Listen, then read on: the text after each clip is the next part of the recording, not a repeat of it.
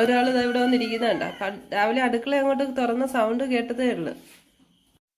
അപ്പോഴത്തേക്ക് ഒരു കുക്കുടുമണി എന്താ അവിടെ വന്ന് ഗേറ്റിന്റെ വെളിയിൽ ഗ്രില്ലിന്റെ വെളിയിൽ കുത്തിയിരിക്കുന്നത് കണ്ടോ? എന്തോ ഇവിടെ കാര്യം? ഫ്രണ്ടിൽ പോടാ. അതിന്റെ പുറത്തെ ആളുണ്ടല്ലോ. വേണ്ട ലൈനായിട്ട് ഇപ്പൊ ഓരോരുത്തർ വരും. അകത്ത് കയറാൻ വേണ്ടിട്ടാ. അകത്ത് കയറ്റിയല്ലേ നമുക്ക് പണി നടക്കത്തില്ല.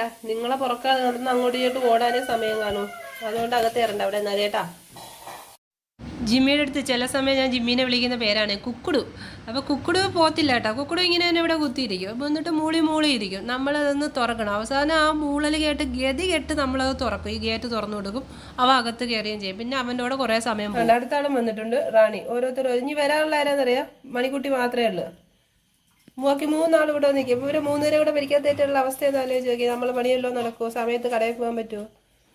അതുകൊണ്ട് മക്കൾ 3 ഫ്രണ്ടിൽ ഇപ്പോൾ അവിടെ ആരെങ്കിലും വരുന്നോന്ന് പോയി നോക്ക്. ചെല്ല്.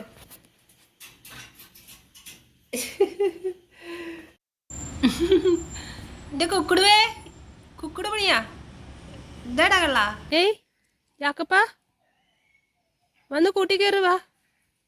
ഫുഡൊക്കെ കഴിച്ചില്ലേ? ബാ ടാക്കു പാപ്പാ. ഇങ്ങോട്ട് വാ. അങ്ങോട്ട് എവിടെ പോന്ന്? അവിടെ അല്ലല്ലോ കൂടെ. ഇങ്ങോട്ട് വാ. ഓടിപ്പോയി കൂട്ടി കയറാ.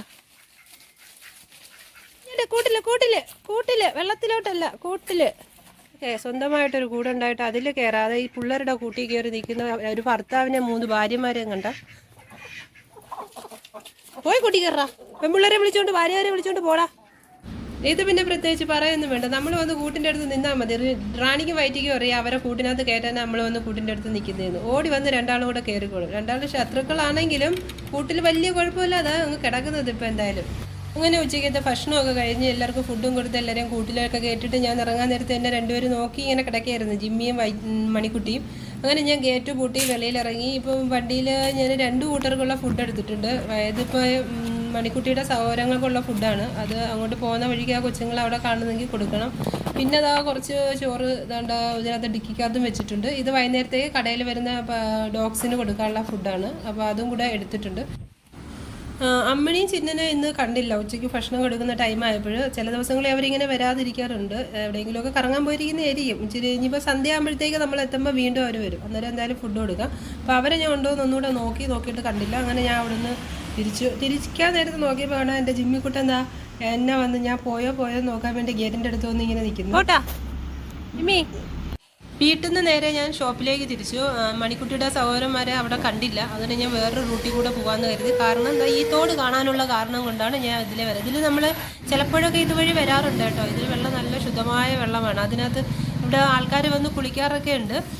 ഇതിലിറങ്ങണമെന്നൊരു ആഗ്രഹമുണ്ട്. പക്ഷേ ഇപ്പം സമയമില്ലാത്തതുകൊണ്ട് ഞാൻ ഇപ്പം തൽക്കാലം അതിനകത്ത് ഇറങ്ങുന്നത്. പിന്നൊരു ദിവസം വന്ന് ഇറങ്ങാൻ കരുതി. ഇതിനകത്ത് ഈ കിടക്കുന്ന പോച്ച അതിൽ പുല്ലാണ് കേട്ടോ. അത് വെള്ളം ഒഴുകുന്ന ആ സൈഡിലോട്ട് ഇങ്ങനെ ചരിഞ്ഞ് കിടക്കണം. എന്ത് ഭംഗിയില്ല കാണാൻ, അടിപൊളി.